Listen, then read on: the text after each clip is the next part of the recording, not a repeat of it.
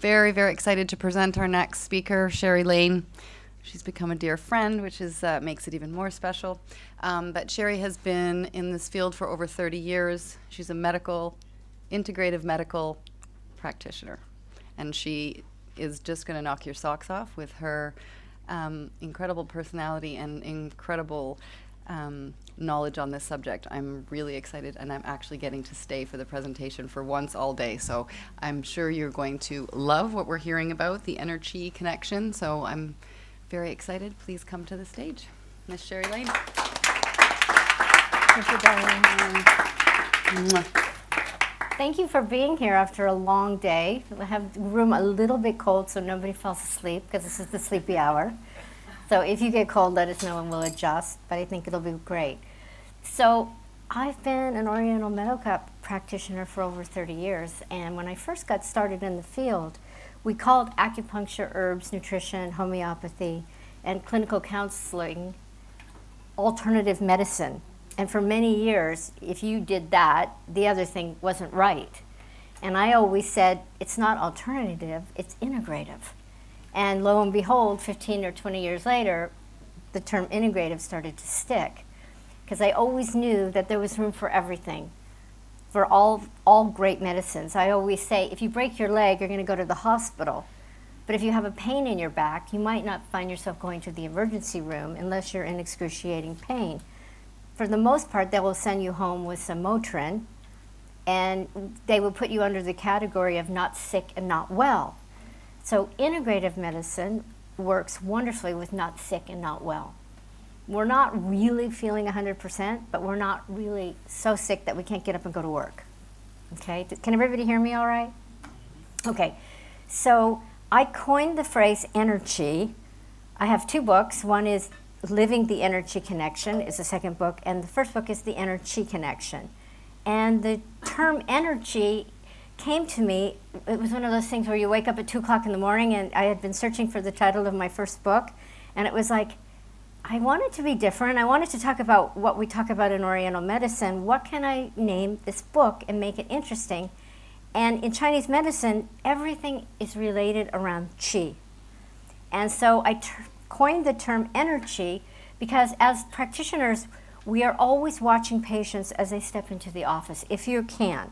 I don't know how many of you are in private practice, clinical practice. Does anybody here see, anybody clinicians here? So you're seeing, good. Wonderful. And the rest of you, I'm glad that you're here. So I was very fortunate early on in my career, about maybe 7 years into my practice, I was chosen by a Chinese master to work with him to learn all of the kind of secrets, the special, that's what they say, very special, the very special secrets that they will impart to you in learning and wisdom. And if you can imagine the apprentice with the master, that's very much how he worked. The first year that I worked with him, I wasn't allowed to ask any questions. I was just to observe, clean the rooms, chart the patients' chart files, take out the trash, answer the phones, and then if I had a moment, after I removed the needles from the patient and did all of that, I was to usher the next person into the waiting room or into the clinic room. So, and he did most of his treatment talking to me in Chinese, if you can imagine. I was very fortunate to work with him for over 20 years, so a lot of the interesting tidbits that I'm going to share with you today is through his great teaching of me, and I'm very grateful to him. He died about a couple of years ago, so every time I'm speaking, I'm also very fortunate in remembering his great training of me, and his name was Teifu Tan, Dr. Tan. So that was wonderful. So energy and equilibrium, what does that mean? That means that as we walk around the world, we're all maintaining a certain equilibrium, how we've been through our day, how we're feeling, how we connected to the person in front of us and the person behind us. What is that vibrational force field that we carry with us? The term that I found to be the best was energy. So what does that mean? That means the vibration that we carry with us when we walk around the world. It's what others see when they look at us, and it's how we're feeling. It's the force field. It's the life force. In Chinese medicine, we talk about the life force. Everything is about who you are in the world and the life force you have in you and the life force that you bring with you. We're going to skip ahead a little bit, and we're going to talk about Enerqi. Enerqi carries with it its own energetic vibrating force field. And what we're going to do today, because I can tell you all about Qi and Enerqi, but I think it's always better if I show you. So everybody stand up, if you can. Put your bags down, put your wraps down, and keep your hands free. And so I like to do this exercise with my patients and when I'm giving a talk, and this will help revitalize us after a long day. So what I'd like you to do is just slightly cup your hand, and we're going to start at this left side, and we're just going to start cupping all the way up. We're going to go all the way up. We're going to go to our neck. We're going to go down our arm. We're going to come here. We're going to go all down the sides of our body. You can change if you have to with your left hand and cup if it's easier for you. And cup all the way. Go to the leg. Cup all the down. Now change hands to your right. Go down your leg. Get your feet. Come all the way up your ankles to the center, to your stomach, to your chest, to your throat, all around your neck, to the top of your head. Now what I'd like you to do is rub your hands together as hard as you can. Stop what you're doing. Hold your hands just like this. Do you feel the vibration? You can play with it a little if you'd like. You can put it all around you. This, my friends, is Qi. This is what you feel, and this is what you have inside of you and around you. All of us now are a radiating force field of Qi. So this is another quick trick. If you're working with patients and you notice that the vibration in the room is getting really low, you can just stop, say, let's stand up, do the little pat down, or even just do, if they don't want to touch their body, just do the hand rub. As hard as they can. Everybody hopefully feels it. And just put it in front of your face for a second. Really changes the tone. Everybody gets a little revitalized. It's a great way to revitalize yourself if you need it. Okay, so that's Qi in a nutshell. So it's a force field which circulates in and around each of us. It's the force field that others feel when they see you, when they meet you. I often likened it to a vibration that you feel when you walk into a lovely restaurant or a lovely bar. You look around, you go, oh, I love it here. This feels really good. This feels really cozy. That's Qi. Another Qi experience is when you meet somebody for the first time. You know, we all look at somebody and we say, I really want to meet that person. Like, I'm drawn to whoever that person is. That's Qi. That's a vibrational field. A woman on the internet recently has coined a term which I think is very brilliant. It's called autonomic meridian sensory response. So there are many people that walk around the world and they feel like if they hear a sound, they get a vibratory response in their mind. If they have a brush against their shoulder, they feel a sense, a hairbrush on their hair, the sound.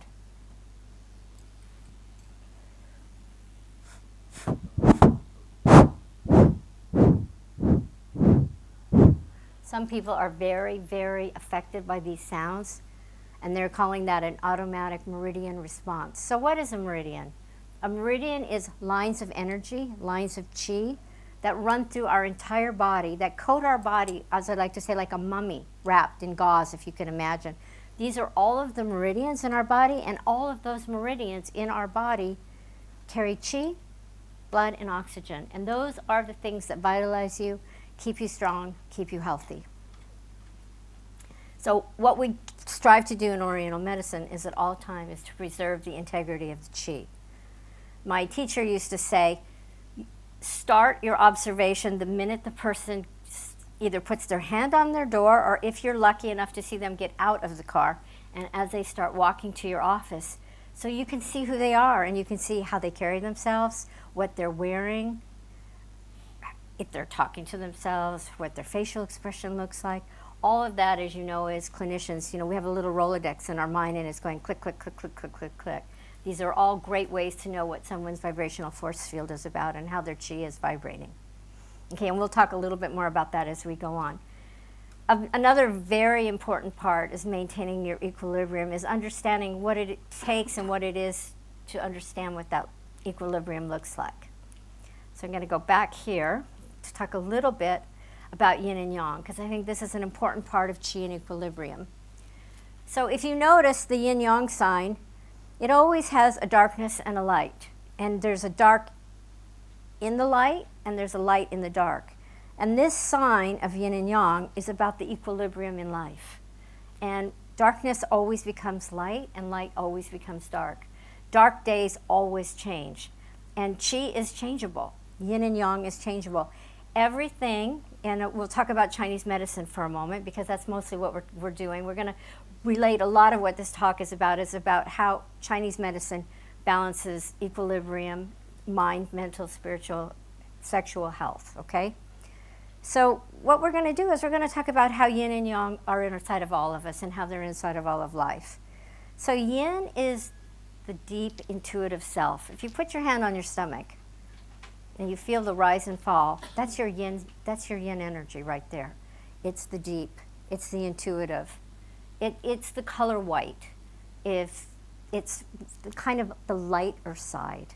It's the beautiful, beautiful feminine energy. It's a quietness, but yet it's a very strong pulse, okay? It's more cold. It relates to the earth energy. You know how they say Mother Earth? Mother Earth is the wise woman. It is the wisdom within. It's the wetness. It's the coolness. England is a yin country, okay? It just is. England is yin versus maybe Spain, who's more yang, okay? It's the thinking versus the doing. So yin is the more quiet. And again, it's that intuitive form. It's that voice we all have inside of us that says, perhaps you might do this. Okay, that's your yin sense. The yang energy is the energy you feel when you get out of bed in the morning and your feet hit the ground. It's time to get moving. So the yang energy, and it's yang. We don't say yang. I just have to say that's a little pet peeve of mine. The proper pronunciation in China is yin yang, okay? It's active, it's busy, it's the thinking, it's the dark energy, it's the nighttime sky. It's internal, it's masculine energy versus the feminine energy. It's dry and it's hot. It's when you've gone out for a run and you're feeling very, very hot. Or you've exercised and you're feeling really tired. That's the yang energy. That's when your heart is beating 1,000 miles a minute. That's the yang energy. It's when you've gotten in a fight with somebody and you're feeling that flush sensation. That's the yang energy. It's the overheating. It's the excess. And so you see that when we get excess, what we want to do is cool it down. And when we get too cold, what we want to do is warm it up. So this is how they're very important, where they work together all of the time. The action-oriented versus the thinking. Qi is in all of these things, and it's in all of nature. And I always like to remind my patients, everything changes. And that's a really important part of maintaining equilibrium. Remembering that how you're feeling right now doesn't necessarily mean that you're going to be feeling that way in 2 hours, in 20 minutes, tomorrow, or the next day. Everything changes, and it's really important to be able to understand that, not only for what's going on in your body, for what your health is, but also what's going on for you spiritually and emotionally. Everything changes. So just be with what is, and then allow the change to happen. Because it's organic and it's out of our control. It's going to change no matter what you do. Sometimes it changes for the worse, sometimes it changes for the better, but rest assured it's going to change anyway. Okay? That's really important. So Enerqi carries with it its own energetic vibration. Yin and yang are part of that vibration, and they're imparted of all of us. One balances the other. They are diametric partners, always connected.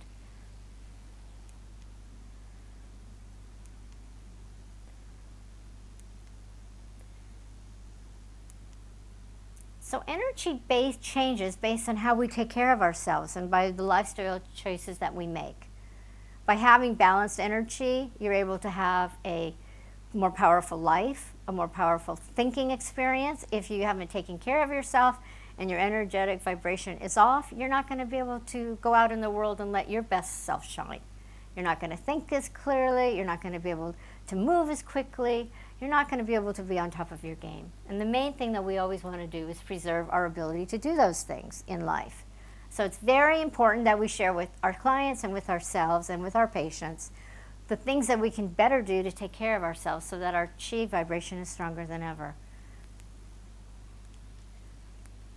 Now, in Chinese medicine, we always have, not only do we draw from nature to talk about our own internal medical challenges, but we also talk a lot about what happens in the tree being our own best health, okay? In all great trees have powerful branches.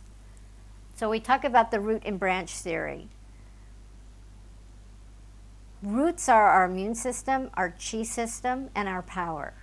We all have roots that we can plant into the earth to make ourselves stronger. We can do that spiritually, we can do that mentally. We can also do it physically by the health choices that we make every day to take care of ourselves, and we'll get into that in a couple of minutes. So the roots are our immune system, how we care for ourselves. The branches, which are subjectively our symptoms, they could be the symptoms of illness, they could be the symptoms of emotional distress, and they can also be the symptoms of a deeper longing for other things that we can't have, that are not known to us. They are a part of what comes from our tree. So it's actually when we're experiencing these symptoms of burnout, of fatigue, of being not well, of confusion, all of those things that we all experience all the time, or that our patients, what might bring the patients into our office to see us, what we want to do is not just talk about the branches, but we want to talk about what we can do to help the roots. And in Chinese medicine, we find this really, really important fact, that we don't just treat what's out here. We look at the other things that are going on inside of the root system, okay? So we always want to look for the roots and the branches.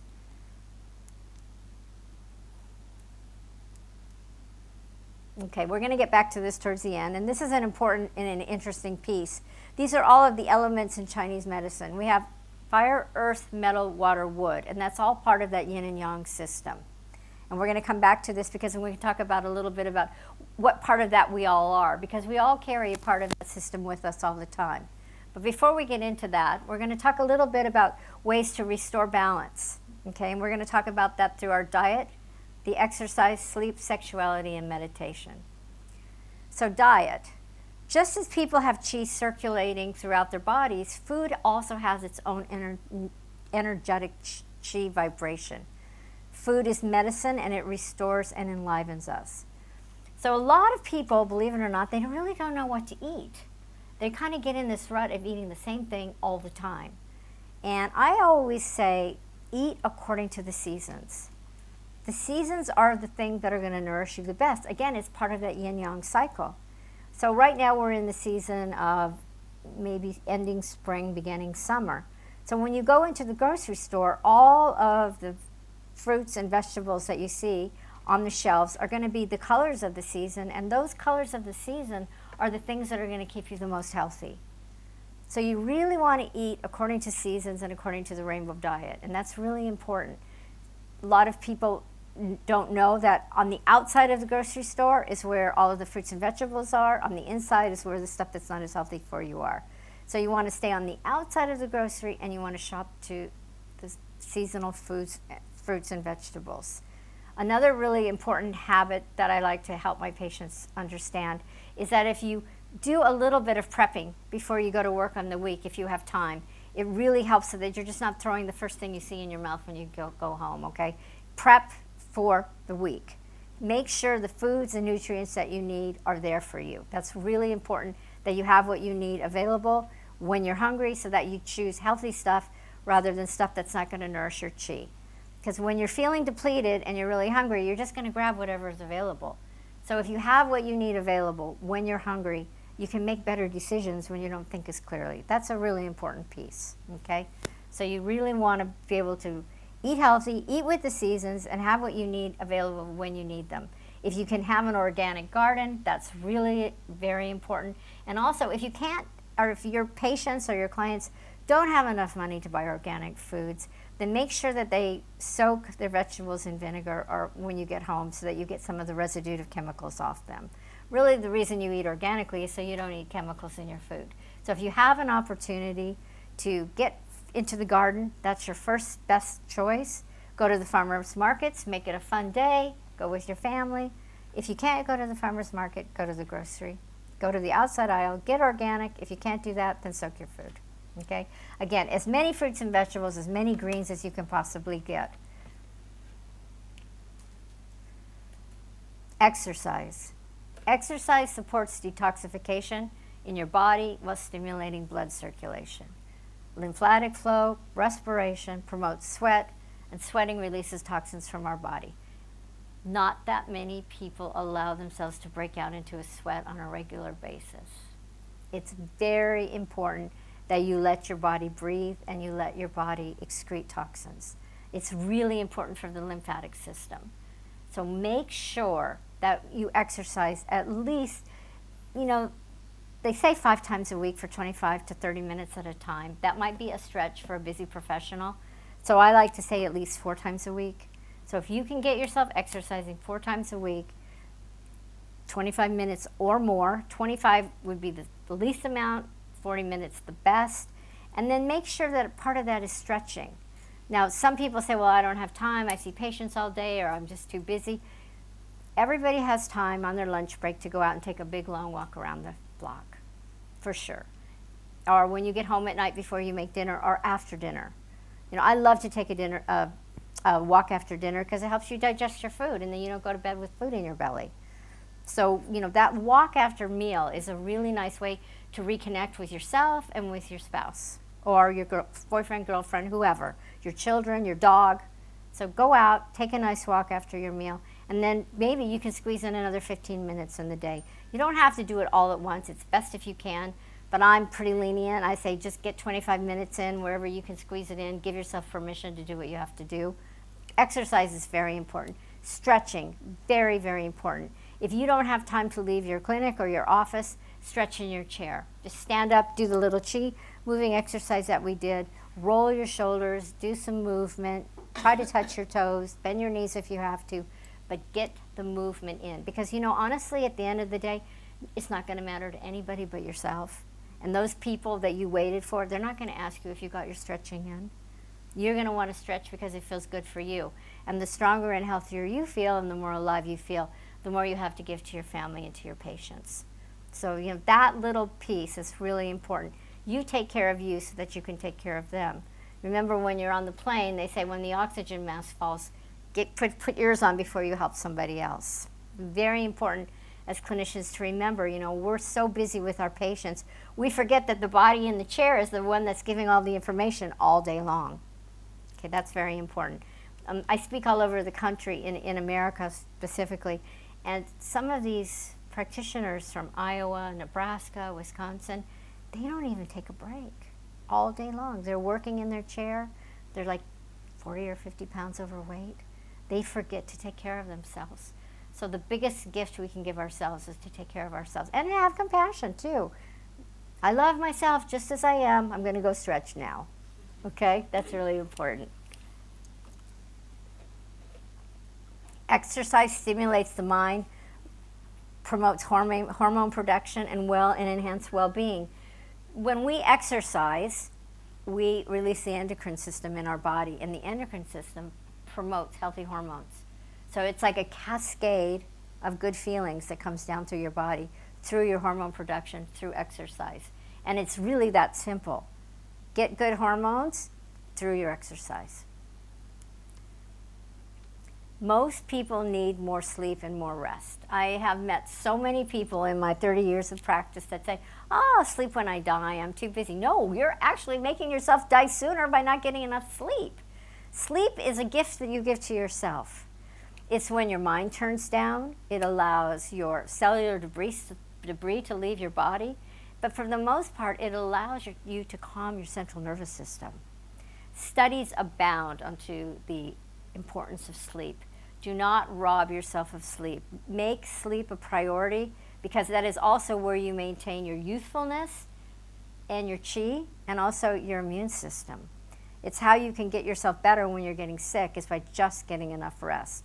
When I see these people that almost make it a bragging right that they can get by on 3 or 4 nights of sleep, these are the people that actually need more sleep than anybody because they're cuckoo, okay? When you think like that, you're not helping yourself and you're going a little bit crazy because I wouldn't want to sit in front of a therapist or a practitioner, somebody who'd only been sleeping on 4 nights of rest, driving the car on the freeway, screaming at people, and feeling short-tempered with their children because they haven't gotten enough sleep. And it's as simple as that.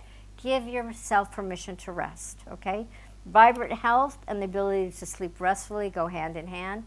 And your sleeping environment has its own energy. And I also do Feng Shui. Does everybody here know what Feng Shui is? Okay, for people who don't know, in Chinese philosophy, we call Feng Shui, it translates to wind, water.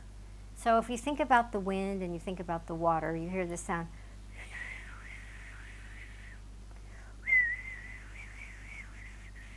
It's that beautiful sense of peace and calm that you hear at the beach. So Feng Shui is geomancy energy, and that is the placement of things in our environment. It's how, again, how you feel when you walk into a room, the chi, the vibration you feel when you go into a place, any place, is part of the Feng Shui experience. So I often help patients or clients that are having trouble in their life and certainly having trouble sleeping by helping them enhance the Feng Shui in their bedrooms. Now, in Chinese medicine, we say the bedroom should reflect the best part of who you are in your most vulnerable moments. So we don't like the bedroom to be maybe the colors of purple and bright lavender. Okay, what we would like to see the bedroom is the color of our own complexion, because that's part of who you are. So when you walk into the bedroom, you always want to see rusts or light colors, pinks, feeling of calmness and relaxation. Peaches, apricots, you know, some of you always see the red for the sexuality, if red is a good color for you. But again, it shouldn't be too strong or too weak. It should just be, I always used to say, stand in a mirror, see your complexion, and hold the paint samples up next to you. You want the bed cushions to be a few of the colors in the bedroom and in the bed itself to be the colors of your flesh tone. You make it a place of serenity. You make it your own private temple. We don't like to see an abundance of book piled up high, certainly not a million papers. Things should be in their place, hopefully. TV, if you have TV in the bedroom, don't make it the focal point of the bedroom. The bedroom is your place where you go to unwind. It's the things that you love that surround you with peace and calmness. Very important that your place of sleep is a place of serenity. Keep it neat, keep it clean, keep it serene. Hopefully there's a little bit of a window open if you can have some fresh air circulating. We just got back from a 4-month stint in Miami.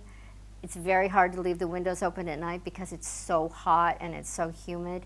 I did it anyway, because you want to get that fresh air at night when you sleep. You don't want to sleep in just all heat or all air conditioning. So you need that fresh air to circulate the chi in the room.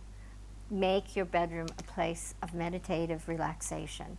In London, we have a noise pollution.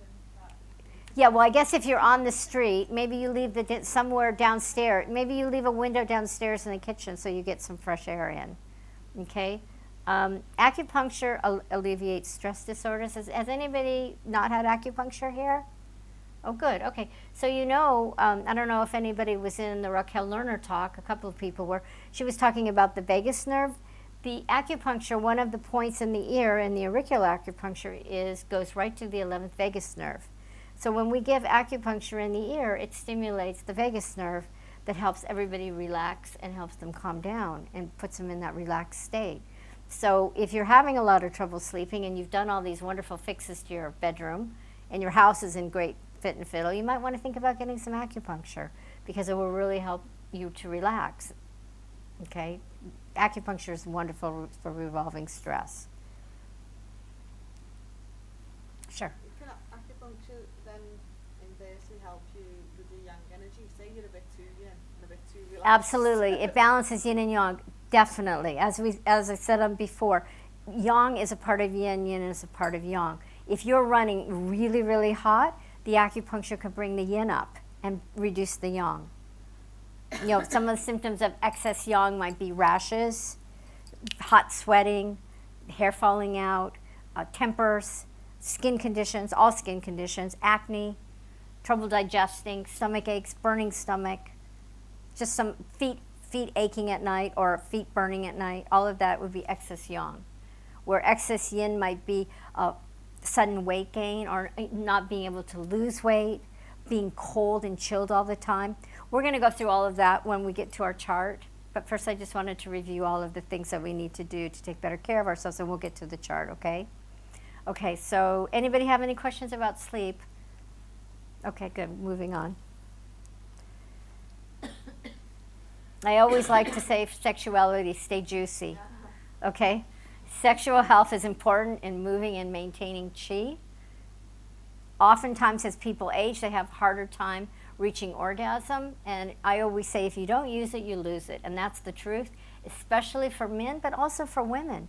Women who have been celibate for long periods of time and haven't done self-care sexually have trouble lubricating. So we don't want to be able to lose that privilege and that ability, so you always have to stay juicy and allow yourself.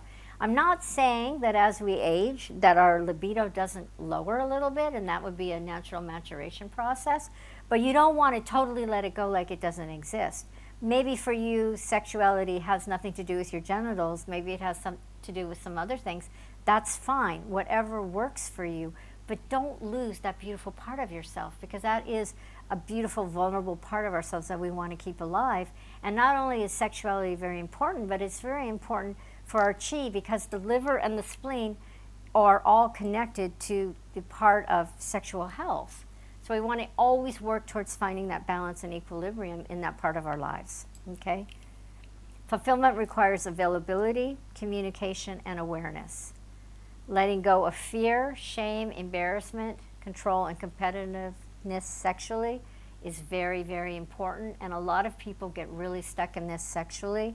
And as clinicians, you very well know when people come into our offices, a lot of their shame has to do about unresolved sexual experiences, and especially trauma as young children. And so this is a very good thing to talk about, kind of a backdoor way to get into talking about their trauma, if we can just talk about self-care sexually.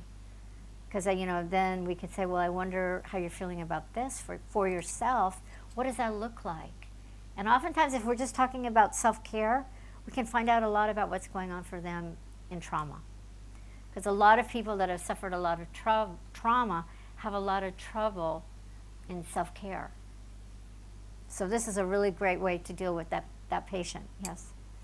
I'm almost scared to ask that question, but some of the most amazing yogis I know on the planet, and they live celibate lives, and I was really attracted to that lifestyle. I thought that was the right way to live, and I'm now exploring, hearing all these type of things, and I'm a little bit confused that I'm a 40-year-old woman.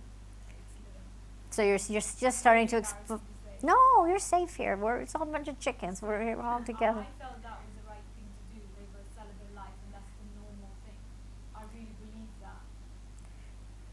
Otherwise, that's why all the things that we have in the world, that's why people get crazy in their head, and they get this addictions, and they all stem from sexual imbalances. Okay, so if I may, if you were my patient, one of the things I would say to you is, I already know you just for 1 second, and I could say you don't look like somebody that's going to get crazy in the head. So I would say to you, if you could allow yourself to trust yourself as you begin to explore a different type of sexual experience, if you start getting crazy in the head, could you give me permission to tell you? So maybe be able to check in with somebody about that. If you don't trust yourself not to go to that extreme place, well, let's set up a safety net for you. So you have somebody that you can share with about what it feels like to be juicy, and then what it feels like to explore your own sexuality. And maybe all of those yogis who have their own experience about that are in a different place in their life than you are right now. Maybe what you might want to do is try your exploration, and you can always go back to being a yogi. Nobody's going to take that away from you when maybe in 40 or 50 years. But maybe we try something else first, so we have something else to measure up against. No harm, no foul, right? You could stick your toe out, see how it feels. Maybe it's safe. Stick your other toe out. Now we take little baby steps. Maybe the best way for you to start is not only checking in with somebody, but finding somebody that you can really begin to have a safe exploration with. Maybe the best way to start is through self-exploration in the privacy of your own beautiful Feng Shui bedroom or living room. You know what I'm saying? You know, I think a really important point we can do for ourselves and with our patients, and I always do this, reframe, reframe, reframe. There are many ways of looking at these types of issues, and if we can step back, allow ourselves to be safe, and reframe, and look for other alternatives, it can be very, very successful in allowing us to try new things. You know, I mean, if we think about the rainbow diet, there's not just one certain fruit or vegetable in the season, there's many of them. So you're going on a rainbow diet. You know, let yourself explore the rainbow sexuality. You know, that's what I say, you know, make fun with it. Don't make it so serious, you know, keep it light. I think when you keep it light clinically, everybody appreciates it. You know, everybody can kind of leave with a little bit of a smile on their face. It kind of takes some of the stigma off. Even patients that have been traumatized, somehow we can turn it around with them and just get them looking at some of the situation and be able to reframe it just a little bit and lighten it up. And you will notice that your patients just want to be able to feel that it's okay to change the discourse a tiny little bit. Does that feel like something you could maybe try? Look, she's smiling in spite of herself. Maybe embarrassed, but maybe a little of that. And also letting go of your shame. You know, the shame is yours. And maybe another thing that really helps is if you think about who gave you that type of information, is that somebody that you're going to feel safe with looking for their opinion 10 years after you learned that information? Maybe you can leave their opinion behind. From childhood, thought like that. This is how it's supposed to be. It's not normal. And then I lived the yogi lifestyle. And then I learned, I was like, oh, that makes sense. The yogi lifestyle of celibacy or something else? The whole thing, I'm celibate. Okay, so it makes sense to be celibate, but you're saying you realize now it's not working for you and you're maybe searching for something different. Is that what you're saying? I just found somebody You- who's the most amazing man in the world. So you might be juicy, Yeah. and that's okay. I have no idea. But you know what? The not knowing is a really great thing because you're giving yourself permission to see what it feels like. So that's what I'm saying. You can leave that information here because that's old information. And so you slowly tiptoe into some new information. And like you can always go back to that. Always, that's always there for you. But you can also try this. And you could say, if you want, you can reframe it by saying, I'm practicing something else that might be healthier for me because it's going to open me up in a way that lets my chi flow more powerfully. And when my chi is flowing, I'm feeling more empowered, right? So just to say, just reframe it a little bit. And give yourself permission to always step back over here if you need to. You can go back, okay? But you can also be here and play nicely and stay juicy. Okay, good. All right, so fulfillment requires availability, communication, and awareness. Okay, that's really important. What do you need? How available am I to get it? And can I talk with that person about my truth? That's really important for ourselves as clinicians and also for our patients. And I found for myself that when I was able to access my ability to communicate what I needed in my own life, that made me so much more of a powerful doctor, a clinician to my patients, because I could help them find out what they needed as well. Because I had the tools within myself to be able to give to them. And that's what this is really about. What do we need for ourselves so that we can be more available for everybody, not just our patients, but for our families and the people we love and our friends. And just as we're walking around bumping into strangers in life, okay, we all want to have that ability to be that person that stands in their beautiful power. And that's being in your chi, your vibration, okay? Letting go of fear, shame, embarrassment, control, and competitiveness. So letting go of what no longer works, what is no longer healthy. That's really important when it comes to staying juicy and staying sexual and having sexuality. The staying juicy part starts in your brain, okay? We have a wonderful saying in Chinese medicine, the mind leads the chi. The chi starts here and it trickles down through the whole body. Our mind controls our chi. If we decide to do something, it's the master in here, the brain, okay? Make time to fulfill yourself. Check in with your mind. Let your mind relax and trust yourself to know what it is that you need. That's a big step in staying juicy. In life, not just in sexuality, but in life. Any other questions? I was just going to add that the Chinese are also very keen on not overdoing it, right? Well, right. Okay, so, you know, you've heard of Montauk Chia, right? Does everybody, has any, okay, so Montauk Chia is the man that wrote the big book on the cultivation of male sexual energy. And so what he says is that right before orgasm, what you do is you breathe it inside of you. So you stop before the crescent, you revitalize yourself with your own sperm that allows you to have stronger chi.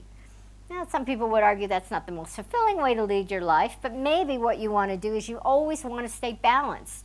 As you said, we don't want to overdo it, but we don't want to underdo it. So maybe sometimes you don't see, in Chinese medicine theory, they believe that the sperm or the orgasm for the woman carries with it its own life force. And so when you're expelling it, you can weaken yourself. You can get back pains. Again, we'll be talking about that in a moment. But, you know, I always say moderation is the key. You know, always moderation. As you remember from the yin-yang single, the darkness and the light, they go together. The light and the dark. There's always part of that to keep in balance. So moderation is the key to all things. You know, you're not going to go to the grocery store and eat 16 types of leafy greens for dinner, a gigantic bowl, and then hit the ice cream. You know, you're going to want to moderate what you do. Not to say you can't have the ice cream, but you're going to want to eat healthy first and then have your dessert. Keep it in moderation. That's super important. Sure, go ahead. Okay, so let's talk about this interesting chart that I have that I think you're all going to love, I hope. It's a bit of a slog, but we'll get through it together. 11 categories of 5 elements. And I'm going to try to keep this as simple as I can because I know it's been a long day. But it's actually really interesting stuff. Okay, so in Chinese medicine, we have the elements. Everything is done according to the elements. How we diagnose, how we look at what somebody needs, how we give them mental, emotional support. So what this means is something that's going to work for me isn't necessarily going to work for you because we all have our own constitutions. Some of us are hot, some of us are cold, some of us are big thinkers, some of us are smaller thinkers, some of us are artistic, some of us are cerebral. We're all different people. And in Chinese medicine, the belief is that we are all a part of all of these elements, fire, earth, metal, water, wood, but mostly we have 1 or 2 main types inside of us. Part of our constitution is made up of these things. So, and each of these fire, earth, metal, water, wood elements have a yin and yang component to them. And this yin and yang component that it has to it is part of how you are in the world and how you are seen by others in the world. So we'll go through this together. So the fire element is what we call the king. We call the fire element king because it is the master of the heart, and the heart pumps the blood throughout your entire body. So without our heart moving to pump the blood through our whole bodies, we would die. So the king is in charge. The heart has a yin element. The heart is the fire. The heart has a yin element to it, and that's the small intestine. And that is the water distribution in the body. When a lot of people think about the small intestine, we know that it's part of the elimination cycle, but in Chinese medicine, the small intestine is also part of the water metabolism cycle in the body. So when we get people that come in, say, with constant urinary tract infections, I will often make a note of that in my mind because the heart and the small intestine together work together to call what we call the spirit or the shen. And so when there is constant urinary bladder infections, oftentimes people are very spirit disturbed. And so the heart and the small intestine are out of whack. They're too hot.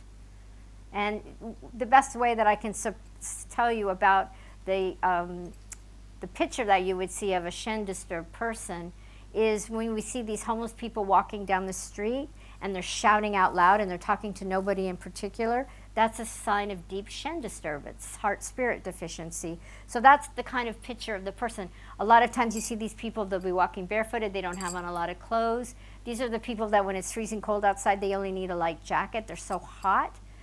Oftentimes, if you see somebody, and I say this to a young woman that I'm dating, the flower of the heart, and the way that you can tell somebody is very Shen disturbed, is to have a bright red tip of the tongue, and if they have a little crack at the tip of the tongue, they're really Shen disturbed. Do not, if you have somebody with a crack at the tip of their tongue, be very careful, because they could go off on you, and they could, a lot of unfortunate schizophrenics and volatile, mental, emotionally unbalanced people will have that really, really red tongue at the tip, or they'll have a very deep fissure and that's never a good thing. And that excess fire and heat resides in the tip of the tongue. Okay? Or people that say they always get blisters on their tongue, that's heart. That's heart Shen disturbance, fire, too much heat. Okay, so you always want to balance that out by the yin. The heart is the yin, the small intestine is the yang. So if that happens, what you want to do is you want to cool the heart. And we do that through acupuncture, we do that through meditation, we do that through talking therapy, we do that through cool baths, we do that through cooling foods. Fire feeds fire. In most cases, people with severe fire and heat in their body, they are always going to crave spicy foods. You can count on it. These are the people that can't get enough hot spicy. They like really, fire feeds fire, right? You have a campfire, you have to put a log in to keep the fire going. So the spicy food is like the log in the fire. So if you find yourself always wanting hot spicy foods, or really, really like hot peppers or something, you want to know that, get that fire cooled down. Find the balance for that. Okay, the vessel is the tissue. Every single one of these yin-yang organs has a tissue, a feeling, a season, an environmental factor, a growth factor, taste, and direction. So the environmental season for the heart is the summer. So because the summers have a tendency to be hot, if you're a hot person and it's very hot in the summer, these are the people that are going to get overheated really easily. These are the people that are going to have trouble sleeping in the heat. So you want to, drink cooling foods, don't sleep with too many covers on the beds, make sure they have a fan in their room. These are the people that talk really, really rapidly. Emotionally, this is the type of person that's going to walk around with clenched fists. We say their emotions are like fireworks, bless you. They go off very quickly. You're talking to them. These are the people that you're talking to, and all of a sudden they just have a little temper explosion. It's like a firework. We all know those people. They're fine. They get pissed off. They're like a little firework, and then they cool down. Okay? They're very rapid walkers. They usually have a very sweet heart-shaped face. They have kind of more of a pointy chin. They usually sometimes have a little bit of red on their cheeks, but not always. Curly hair usually, kind of curly hair. That's a fire element person. When you see that person walking into your, Gabrielle's going, oh, my hair is so red. No. When you see that, she doesn't have a heart face, though. She's more of an earth person. When you see that person coming into your office, you're going to want to, when you work with a person like that, this is the person that you're definitely going to do really good with breathing and meditation. Okay, this is the kind of person that you want to bring down. Okay, really rapid. These are the patients that will explode on you very quickly. You're talking, and all of a sudden they get really angry really fast. So knowing that about them, you can do the opposite. Get them breathing, talk to them about meditating when they leave the office or while they're in the office. It's really helpful to know the kind of person that you're dealing with. Again, as they walk in the door, you're already kind of putting it all together, what they need. These people, believe it or not, love to wear red because red's a fire color, right? They're really attracted to the color red. Again, fire feeds fire. The earth element is the center. So this is the spleen in the stomach. The spleen is the yin part. The spleen regulates the blood in the channels and it transforms the food into nourishment. If the spleen is uneven or unbalanced, these are the people that have a lot of digestive disturbances. They have a lot of gas. They have a lot of bloating. My grandmother was a wonderful grandmother, and she always had those kind of bat wings. Grandmas with the bat wings, when they move their arms and shake, that's a spleen person. Okay, that excess kind of heavy skin on their body. They're usually a fuller figured person. The stomach is the yang part of the earth element, and it regulates what we call the sea of nourishment. It helps with the digestion. And it helps with the rotting and ripening process. That's what we call what the stomach does. It helps with the rotting and ripening process. This is the ability to digest our foods in a timely manner. The spleen is responsible for keeping the blood in the channels. So when you see patients that have really bad varicosities, or you notice that you have a lot of varicose veins, you see people with those really thick varicosities, that's a weak spleen person. The profile of the spleen person is a little heavier body type. They're usually really emotional people. They're kind, they're empathic. When they walk, they don't walk too fast. These are the people that when they walk, they kind of keep their feet on the earth. These are not rapid walkers. They're slow, deliberate. They take their step. When they walk, they put their feet firmly on the ground in front of them. They're kind. When they look at you, they really look at you. They check, they're there. They're present. This is the spleen person, the stomach person, they're kind people. They're grounded to the earth. The mouth and the lips are the flowers of the spleen and the stomach. These are the people that are really emotional. They emote. People with larger lips are more emotive. They just are. People with thinner lips, they're not quite as emotionally emotive. It's just reality. The larger lipped person and the larger eye person are the people where they really share their emotions with you. Not always 100% on this, but pretty much you'll start seeing that a lot of that is true. The thinner lip patient will always be much more cerebral than the larger lip patient. They're much more emotional. They can get in touch with their feelings, sometimes overly so. I mean, this is the person that will start crying as they're telling you about their day. I mean, if it's not in check, okay? That's good to know. The muscles and the flesh, these are the people that will lift the weights, and they don't always get so strong. Okay, the liver person, which we'll come to down here, the wood person, they're the ones that are like the long distance runners. The spleen people, these are going to be the ones with the softer muscles in their body. The meditation, house thoughts, sweet, kind, sensitive, slow, and when they're in balance, they have confusion. I hesitate to step out on a limb and say this, but a lot of patients that have pre-dementia will be people that have had a lot of trouble in their lives with some digestive disturbance.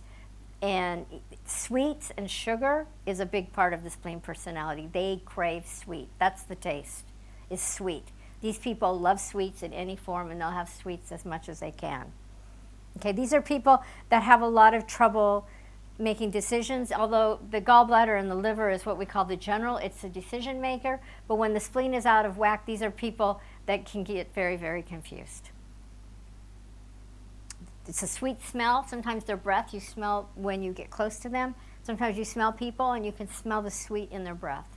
Sometimes pre-diabetics will have that sweet sound smell out of their mouth and make the sound of like the crying, sweet, kind of not guttural crying, more of a softness.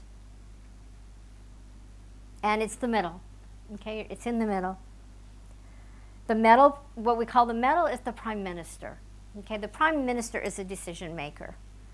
The lung is the yin part of that, and it houses the corporal soul. It's the physical feelings and sensations in our body. This is how we feel, what we're feeling, and when we're feeling it. The lung is responsible for those things. The lung can be injured. The emotion with the lung is grief. Okay, the color of the lung is white. You see a lot of people that wear a lot of white, they really are in grief. When I was working with my master, I used to wear a lot of black and white because I thought that was a really great clinical color. I was the intern at the clinic. Oh, no, you have to wear more color. You look too sad. You're grieving. Put on some color. So, I always added a little bit of pink or red to my outfit.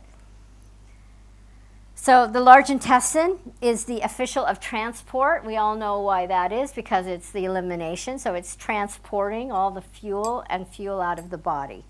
Okay, when these two are balanced, the lung warms the tissue. The skin is one of the largest organs on the body. The lung is responsible for moistening the skin. So if a lot of people come to your clinic and they have rashes, they have itching, well, we're going to look at the lung, and we're also going to look at the heat. And because we know the lung nourishes all of the skin, we're going to want to balance out that lung energy in the body, okay? The lung is responsible for the breathing. It helps the respiration in addition to the wetness of the body. It's the master of the qi, the skin, and the hair. So if I'm going to see a patient walking in the office and their hair is really dry, or they're saying their hair has been falling out, or the hair is, they can't manage it, we're always going to want to see the lustering of this hair. Then I know, again, that I'm going to want to look at the lung. And perhaps we're going to find out if there is some grief in their life, because grief will affect the lung energy. So what's going on for them? And I think sadness, depression, and grief can be a continuum. Because you're sad or depressed, it doesn't always mean you're grieving. You could be, but you don't have to be. So these are interesting questions, and we can wonder with our patient about what's really going on. But the hair is always an indication of how healthy one is in your body. And now these bald guys go, what about me? I don't have any hair. Right? But what we say is, well, what about the condition of the scalp? You know, a healthy presentation of skin or scalp or face is a slight dewy moist. You know, we like the qi to always have a certain moistness. You know, you can see a little luster on the skin. And that's how we see how the scalp is doing. You know, do you have sores all over it? Is it really dry? Is it flaky? These are all indicators to yourself that your qi is out of balance. So we're going to want to get you back. You know, one good way to move the oils around in the head is, you know, get a really good brush. And if you don't brush your hair, then just massage it with your hands. You know, give yourself a nice qi massage on the scalp. Again, you know, you can never go wrong by moving the qi, by moving the energy. So that's another really good way for you to bathe and nourish the scalp, is just by touching yourself. You know, that's another good way to, you know, get in touch with your own body. You know, keep it safe. Just start exploring. Autumn is the time for the lung. Dryness is the environmental factor. Reaping the qi, you know, they would call this the nourishment, because the skin is regenerating all the time, right? Old skin cells fall off. Dry brushing is really great. Not only is dry brushing a great way to take care of yourself, but it also sloughs off all your dead skin, and it helps regenerate cell growth on your body. Dry brushing is wonderful, and it feels great. So get yourself a dry brush. You can read all about it on the internet as to the way to do it. Circular motions towards the heart. There's a whole technique, but it's a really great way of circulating the lung qi on the body, and it's really nourishing. The white is the color. It's the energetic direction is west, middle, south. Okay, water is the kidney element. It's a minister of the gate of vitality and fire. Now, there was a talk last night, and the gentleman was talking about how he believes that most people in the world are walking around with adrenal fatigue. In Chinese medicine, we don't really talk about the adrenals. We talk about the kidneys.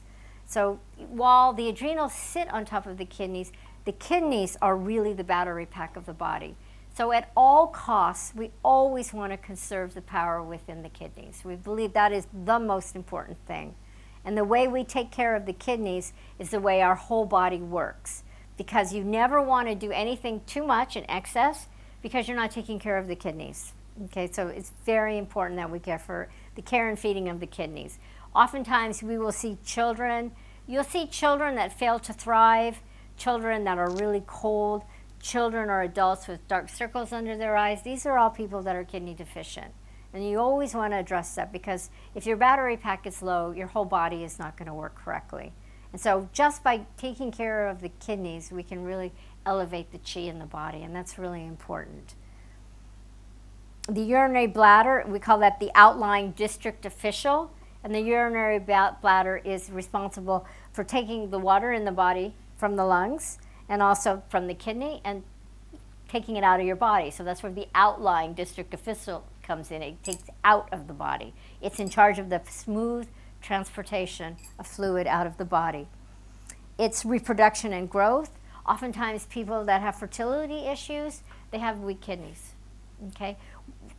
Young girls who have a lot of trouble with menstrual cycles, in addition to treating the liver, we always treat the kidneys, because when you have a lot of cramping and a lot of menstrual difficulty and blood problems, oftentimes the qi is so weak that it can't do for the smooth transmission of the blood and fluid out the body. So by helping with the kidney rehabilitation, we help with the transportation of the pain. Sorry, what are the times? The time of the kidney is 5 to 7 p.m. And 5 to 7 p.m., the time is the circadian cycles. Okay, let me tell you, the entire body has what we call a circadian cycle. So the circadian cycle is the time when everything works best in the body. And so we'll start up here. The heart is 11 a.m. to 1. The small intestine is 1 p.m. to 3 p.m. That's when that organ is in its most powerful. The heart is 9 a.m. to 11 a.m. The stomach is 7 a.m. to 9 a.m. That's when that organ is working in the body to help you. So this is what we say as far as the stomach meridian goes. From 7 a.m. to 9 a.m. is when the time most people, their stomach has, you've been asleep, and you're getting ready to have a bowel movement. So the large intestine, from 3 a.m. to 7 a.m., or 5 a.m. to 7 a.m., is working hard. Principally speaking, everybody should have a bowel movement within the first 45 minutes of waking up. That way we know you're ticking along healthily. Optimal time for movement is 45 minutes after waking in the morning. That's why so many people get up and have hot water, you have your hot coffee, it gets things moving. So if you're sluggish and your intestines aren't working within this time, that means that we need to fix that. So that's 7 a.m. to 9 a.m. The metal element is 3 a.m. to 5 a.m. If you notice, when most people have really bad coughing fits at night is when they're laying down and they're sleeping. This is when the lung element is its most powerful, and oftentimes people will start having lots and lots of coughing at that hour, okay? Not that they don't cough during the day, but a lot of times people will have difficulty sleeping because of cough. This is time it comes up a lot at this hour. The large intestine is in the morning. The kidney element is its most powerful from 3 p.m. to 7 p.m. And the urinary bladder is from 3 p.m. to 5 p.m. Now, my teacher would always say from 3 p.m. to 7 p.m., that's the best time to get pregnant. If you're trying to get pregnant during fertility, make love during this time or have whatever procedure you're going to have to get pregnant, and this will help a lot because that's when the kidney's in its most powerful time, and that's when it will help carry the egg and the semen to the ovaries. That's the strong time. That's when your body is its most powerful during this time. We would say, take a break, tell your boss you got to leave early that day and go home and have sex. Like, just get out of here and go have sex. The urinary bladder is 3 to 5. So a lot of kids and a lot of people that have chronic earaches, we're always going to want to treat the kidney. The ears are the flower of the kidney. You'll notice as people age, they start losing their hearing. It's because the chi of the kidneys are going down. Right? They get old, they can't hear as well. So what you want to do is in treating the kidneys or having people do stretching exercises, eating warm foods tonifies the kidneys. Cold foods weakens the kidneys. So if you notice that your hearing is starting to go off, you want to do things to tonify the kidneys. You want to take better care of yourself. You want to eat healthier. You don't want to drink too much cold foods. You don't want to be cold. Another thing that weakens the kidneys is having really cold feet. People that do shift work and stand in factories on the floor, one of their biggest complaints is my feet are always cold. That's not only a sign of kidney weakness, but it's also a sign of deficiency. So, you want to suggest, I always have them buy those the things you use for skiing or when you're in the snow. They're shoe warmers or sock warmers. Keep them warm. They can have little pads now. They have these wonderful things where you can break open and you put these pads on your back. That's a really good way to keep the kidneys warm. If you're out in the cold a lot, you want to definitely stay warm, and that's a good way to do it, okay? So that's 3 to 5. The fright and fear is something that really shocks the kidneys. So what we mean by fright and fear, a lot of people notice that if they've had a terrible accident or injury or they've suffered a trauma, that their hair goes white. Barbara Bush, does everybody know who Barbara Bush is? Barbara Bush is, okay, so her daughter got leukemia when she was, I think she was 3 years old, and she went into such a sadness. She said that her hair turned completely white. And that's when she lost her hair color and everything turned white. She had such grief and sadness that it caused her hair to go white. I always had silvery hair that I covered with dye about 5 years ago, I had a very severe accident and I got kicked by a racehorse. I used to do acupuncture on racehorses. Thank God I'm fine, and one of the reasons that I healed so well was because I'd been a yogi for 15 years and my muscles were and joint and bones were very strong, so it didn't break my leg, but it tore all the tendons and ligaments in my thigh and also kicked my hip out of alignment, so I had to get a hip replacement. But it didn't break my bones, and the doctors were so amazed that my bones weren't broken from the force of the kick. But what did happen is my hair started turning silver. I couldn't control the amount of silver that was coming in. I couldn't diet anymore. I was going every 10 days to try to cover, and I just said, that's not who I am. I don't want chemicals in my body. But the pain and the shock and the grief from the accident literally turned my hair silver. And that really is something that was out of your control. It happens, and it's all about what happens in the kidneys, the strength of it all. Also, having to get better from such a shock is such a stress for the kidneys. Time anyone has an illness or they hear really bad news or they're emotionally upset, these type of physiological things start to happen in the body for all of us, and a lot of that is what happens in the kidneys. Also, I remember when I was a child, we had a robber at our house, and I got so scared from that robber that for years and years and years, anytime somebody would make a loud noise, I would become startled. And that's another kidney disharmony, being startled, fright, or fear. It will always make the kidneys weaker. So when you have a patient that comes to you and has had a start like that, what you want to do with them is you want to teach them, again, how to ground themselves, work through their fear, and also not only with breathing, but also with rehabilitation. Okay, that's very helpful. And I'm better, by the way. So, I haven't worked on horses since then. I went back in the barn, got back on the horse, so to speak, but then our life changed it so much, and we started traveling and doing other things, and I thought, maybe I could hang up that career, you know. So the taste for the kidney is salt. Most people who are kidney deficient will crave salt. They just do. They want salty foods. You know, everybody, you say, are you a salty or a sweet? They're salty, and they're also more crunchy.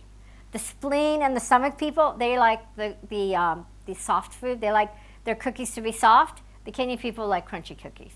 It's amazing, but it's true. So, people fall into those two categories, sweet or salty or savory, right? The savory people are going to be more of the wood people, which we'll get to in a minute. But the kidney people love salt. Love it. Can't get enough of it. Want it all the time. I think we covered all. So it's cold, and the growth factor is the storing. So they want more things. They want to keep, think about it as piling on the blankets. They want to store, keep it warm, right? We want to regenerate the kidneys. The way we do that is to nourish. It's like when you put one of those, don't they have like some little invention that they made where you put a sock over like your coffee cup or something to keep it warm? It's like that, to keep it warm, keep the heat in, okay? The wood is a very important element in Chinese medicine, and nothing that happens in Chinese medicine happens without the wood element being involved, okay? It houses the ethereal soul. The ethereal soul in Chinese medicine is something that we get that is from the heavens. It comes through in our intuition. It comes through in our power. It is the yin element is the liver, and it is our intuition and our sense of self in the world. It's who we are and how we present to be. It's that part of you that says, I want to be a therapist. It's that part of you that says, I want to be a designer. It's that part of you that says, I want to be a teacher. It's the part of you that says, I want to be a race car driver. That's the ethereal soul. It comes from somewhere else. It's the chi that we get from our ancestors, okay? That's what that part of us houses. It's 1 a.m. to 3 a.m.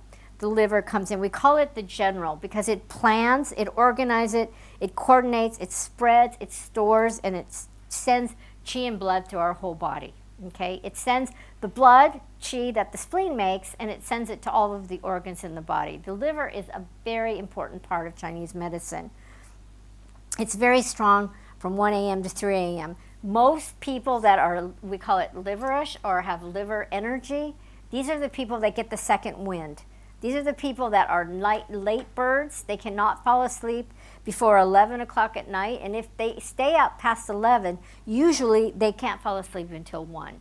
Because this is we all know those people, right? And I will tell you, it's true. If they're not in bed by 11, they're still up at 1. And if they go to sleep at 12, they don't usually fall right asleep. These are the people that get their second wind at the night. They are our night owls. They like to read. They like to stay on the computer. They like to watch TV. They will putz around the house while everybody's sound asleep, and they're just like, want to party, want to have fun. You know, these are the people that refuse to calm down and center themselves in the evenings. They love being out. They're the life of the party, and they want to be up and out, okay? The gallbladder is the yang element of the wood, and it's what we call the judge and the decision maker. It purifies the yin and yang energy, and it holds the essence. The gallbladder is very, very important in digestion. If you think about the bile that comes out, you know, that is the essence of the body that is made and helps to digest the food.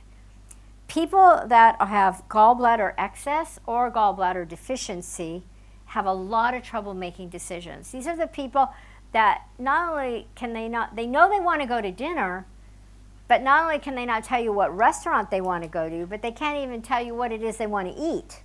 And we all know these people, like, what do you want to do? I don't know. Well, what do you want to eat? I don't know. What do you want to eat? What time do you want to go? Well, I don't know. What works for you? These people need to have their gallbladder tuned up every time without. If you can't make a decision, you need to get your gallbladder fixed. And it works a lot. And you can do it in the back doors through the liver. The eyes are the flower of the liver. So the liver, in its storing of its blood and circulating energy, when the liver gets weak, the eyes start to go. You know, you see all of us with our glasses on, age-related, and that a lot of that has to do with the liver, right? As we age, our eyes get worse, so the liver blood becomes a little bit deficient. So with acupuncture and herbs and with good diet and good nutrition, we can help with the liver energy. The tendons and the ligaments are part of the wood element. So these are you see these are like the triathletes. These are like the runners that are really like very thin. You can see all their muscles and all their tendons. They don't have an ounce of fat on their body. That's a true liver element person. I have so many triathletes that I used to treat. All of them have big liver element, okay? Emotionally, these are the people that tend to having a lot of anger. These are a lot of people that hold on to anger. These are people that remember anger. The color of the wood is purple. I will tell you right now, these are the women that will walk into your clinic dressed head to toe in purple. Purple is the color of the liver. Do you know them? You've seen them? Angry women. Not that they want to be angry. That's just part of the liver profile. They have anger, unresolved emotion. We have a wonderful herb in Chinese medicine called Xiao Yao Wan. It's called Free and Relaxed Wanderer, and we use it for women in PMS. PMS is one of the main symptoms for liver disharmony. Women who have PMS need to have their livers tonified. As I said, I do Feng Shui, and I would go to patients' homes. And this one patient, she was such a cool lady. She was really, really nice. You know, I knew that she was a liver element. I was clear that that's what we were working on. She said, I want you to come and see my house. They're really intense people. Pull up, the whole place is painted purple. Purple house, light purple, light lilac shutters, baby, soft, like almost a pale purple doors. I mean, I couldn't believe it, but I believed it. So anyway, these are the people that love purple. Purple, purple, purple. Now, some people say purple is the color of kings. There's nothing wrong with purple, but, you know, moderation is the key, right, in all things, okay? So spring is the time of the liver. The liver is about regeneration, right? It's the wood element because what? The tree, the branches of the tree. The tree is made of wood. The liver, so weak branches, weak liver. The nails is another way to tell if someone's weak, if their nails are really weak. If they have all those ridges in their nails, people have ridges, you can see it. That's all liver stuff, right? The nails should be a little shiny. You don't want to see too many ridges in the nails. You definitely know you have a weak liver. Okay, green, purple, the color of the liver, and blue. If it's more of a blue-purple color versus a light blue color. People with lung element will also have a tendency to like to choose blue. And actually, blue is a great color to put in the office because it's a calming color. It helps you think. You walk into an office and you see beautiful blue, you know, you feel really calm and comfortable. You want to be there. Blue is a great color to paint the office. If you're going to paint your kitchen, it's really good to do it in yellows or oranges or rust, because the center is the spleen and those are the colors. If you notice, if you think about yams, sweet potatoes, the fall vegetables, they're all in the colors of those because they nurture the stomach. They help digestion and they warm you.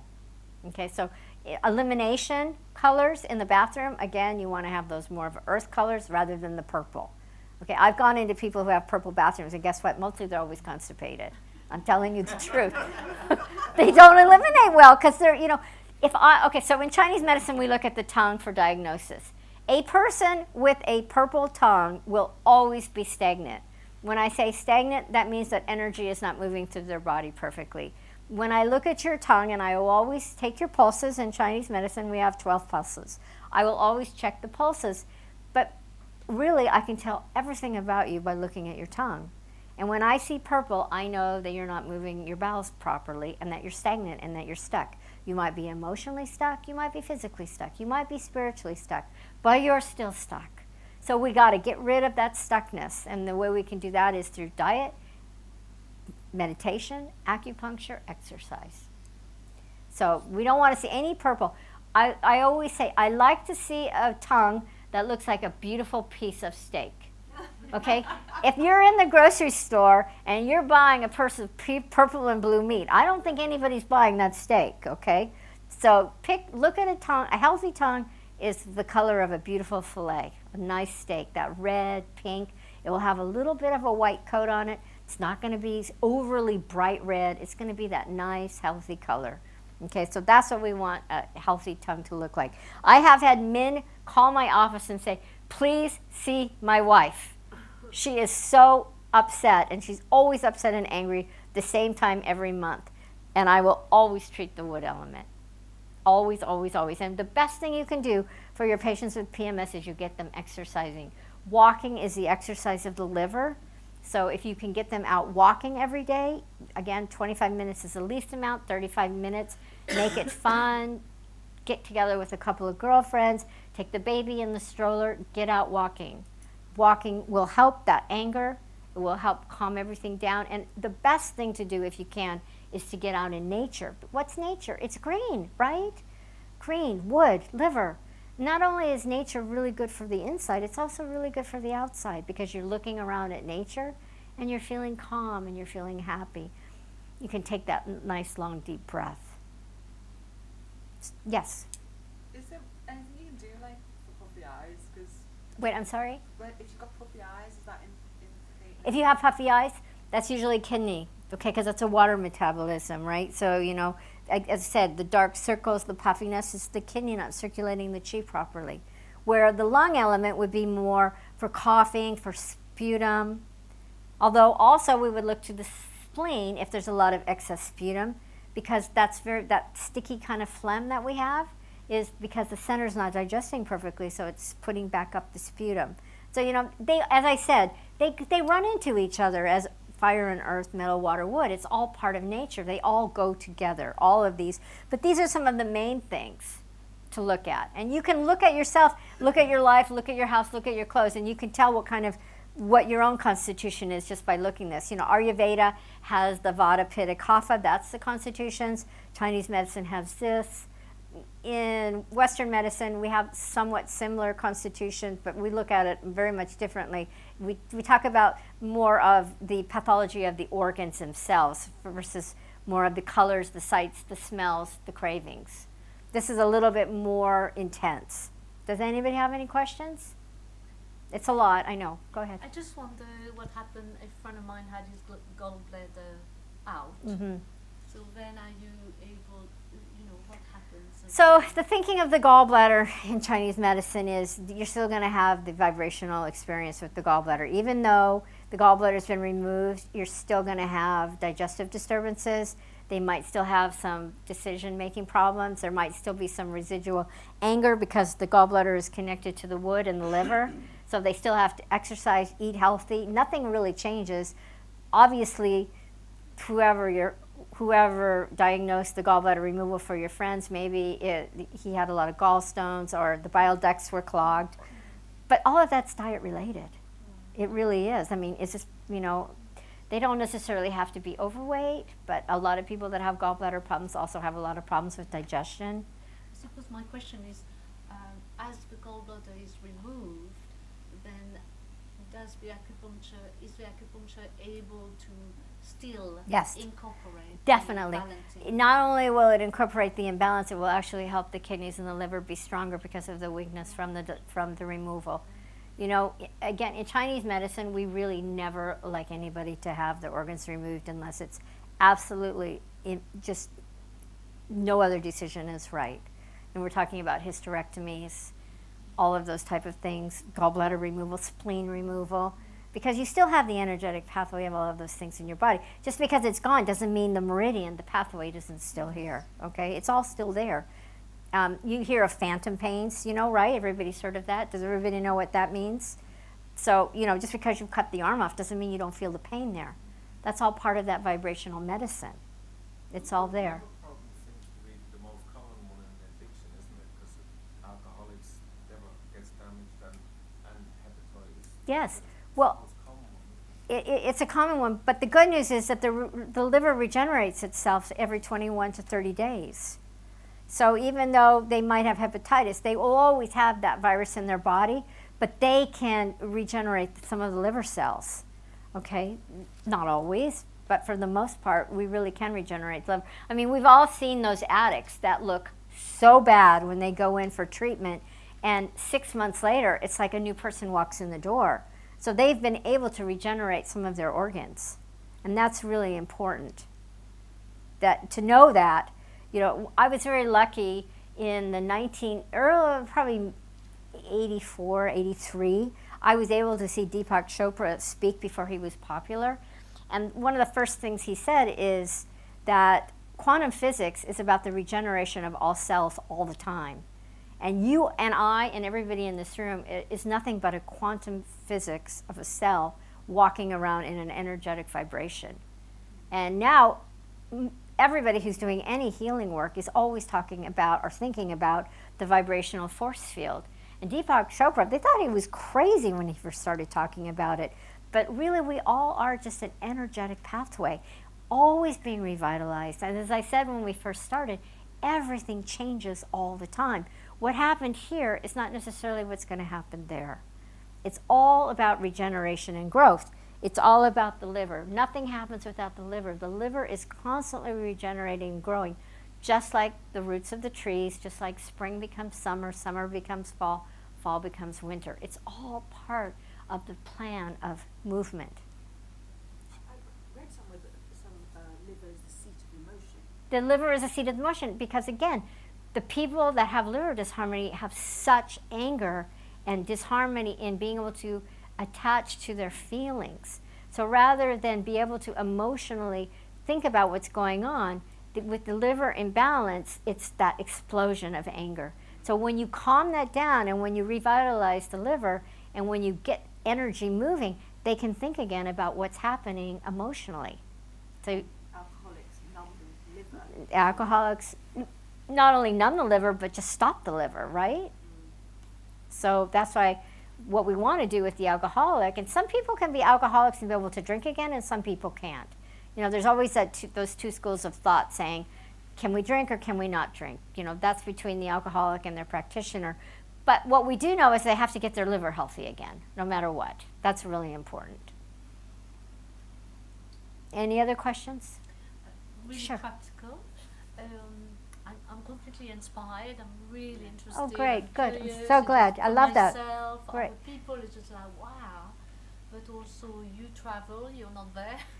So, would you have some criteria to help us find, identify, recognize some acupuncturists that, what would be the criteria? Okay, so I have been trained in the Bagua method. Everybody knows about the Bagua, right? The Book of Changes. It's the I Ching. Everybody heard of the I Ching? Okay, so the Bagua method comes from the I Ching, and it's all about the Book of Changes, and it's all about balance. The I Ching, if you read it and you study it, it's all about finding balance and harmony in your life. And that's the type of acupuncture that I studied under my Chinese master for over 20 years. So what you might want to do is go on Facebook and say, does anybody know anybody that's, you could use the name Dr. Tan, Dr. Richard Tan's method, or you could ask your chiropractor, you could ask your meditation coach, you could ask your yoga teacher, you could put on a sign at Whole Foods. These are some places where like-minded people go, and you could ask them for their referrals. You could be standing in line next to somebody really cool at the grocery store and say, whoa, I really love your look. Hey, do you get acupuncture? Who do you go to? That's a very American thing. That's not very British. Yeah, exactly. Americans do that all the time. But you know what I'm saying? I would say reach out. Talk to people. There's an app called Mind Body. So Okay. you can find all the therapists on there. There you go. Anything you have around, it's just you go online and search for the therapist that you want. In your area. Yeah. Yeah, in your area. So that's how you do it, okay? That's a great way to do it. Okay, let's see what time it is now. 5:30. Is it time to go? Well, I mean, you. Oh, you, we have 3 minutes. yeah. Okay. I just want to tell them about your book signing. Oh, yeah, okay. So, guys, I'm sorry. I would love. We're done now. No, don't cut Well, it off. okay, good. Stay and talk, but please come and sign the book when you're done. Okay, we're going to have one more minute. And unfortunately, I was going to do a 15-minute meditation, but we missed that this time. I know, and I am a hypnotherapist. Sure. Oh, the Stay Juicy. Of course, I love it. I love it. And look, she is juicy. She's got her nice bright pink there. I'm doing the website. www.balancedergy.com. And I'm having a book signing. I think, here, let me just show you so you know what to look for. This is, I think everybody in here would love this book. My publisher will be so happy because I always get in trouble because I never talk about the book. Living the Enerqi Connection. We're selling it for £10 so everybody can afford it. And everything we talked about and about 100 million more things is in this book. Super easy to read and really able to understand. Table's here. Not so much the table, but it's all written in chapter form, so it's super easy to read. But before we end, and I usually do a beautiful 15-minute meditation, but it's late now. But I do want to talk about this because I think this is a really important piece. And the good news is when you do acupuncture, you put the needles in the body becomes incredibly relaxed and it goes into its own meditative state. My Chinese teacher always used to put his needles in the patient's body and say, go to your fantasy. Because that's what happens. Your body allows you to go to the fantasy. And meditation quiets the wandering mind. It allows you to create your own inner temple if you let it. You can free yourself from distractions. And the best way that I know to teach meditation and what I teach all of my patients, just start with the breath. Everybody breathes. It's not a stretch to say, let's just breathe. Have them take their hand and put it right here. This is called the most important, it's called our Ren. And the Ren is the area where the most chi and power is in the body besides the kidneys. Place your hand right, 2 finger breaths below the navel. Put it right here and just start breathing into it. Allow the breath to drop down. A lot of people are these type of breathers, chest breathers. Get them to imagine that they're filling up a beautiful balloon or a glowing ball. Breathe into the ball. Feel the rise and fall of the ball. As the ball rises, you're breathing in. As the ball lowers, you're breathing out. Everybody breathes. Great way to start with meditation. And slow down. Deep, long, languid abdominal breaths. Breathe in serenity and breathe out tension. That's a great way to get people meditating who can't calm their mind. Just start right where you are with the breath. And for all of us, when you get a really difficult patient, when you have a client that's just really very difficult, just stop, put your hand on your belly, reconnect, and breathe. I like this part a lot. This will be the ending, becoming more round. As we live in balance and interconnectedness, become your word and have gratitude in your life, your energy vibration becomes more and more empowered, and you become more of the connection of the yin and yang energy. And you become the yin and yang by becoming more round. live in balance, interconnectedness, become your word, and gratitude. And thank you all for being here today. Really appreciated you. And I'll be going out to sign the books in a few minutes.